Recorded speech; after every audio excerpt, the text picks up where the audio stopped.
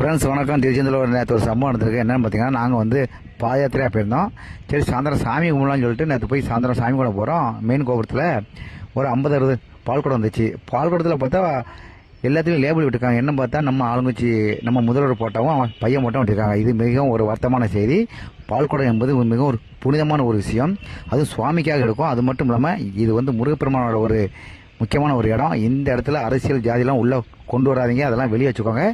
பெண்கள்கிட்ட எந்த ஊர்னு கேட்டால் இந்த பால்குடம் எடுத்த ஆள்கிட்டலாம் கேட்டால் ஒருத்தர் உள்ள மாட்டாங்க, ஒருத்தர் முழிக்கிறாங்க. ஏதோ நடக்குது.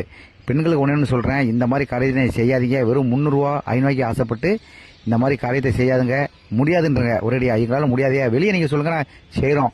சாமிக்குள்ளே நான் உள்ளே வரமாட்டேன்றங்க. இது நீங்கள் பண்ணுற தப்பு தான். இது நாளைக்கு பெருசாகும். ஆமாம், சின்ன பிள்ளைலாம் கொடுத்துருக்காங்க. சின்ன பிள்ளைகளாம் அதை கொடுத்துட்ருக்காங்க. என்னத்தை சொல்ல போங்க.